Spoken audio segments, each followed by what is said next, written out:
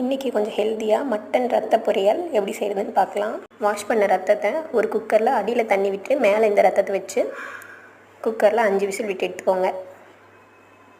நல்லா 5 விசில் வந்ததும் இந்த மாதிரி நல்லா குக் ஆகிருக்கும். இதை தனியாக எடுத்து வச்சுக்கலாம். இப்போ ஒரு பேனில் ஆயில், கடுகு, கடலைப்பருப்பு, 4 வரமிளகாய் கிள்ளி போட்டுக்கலாம்.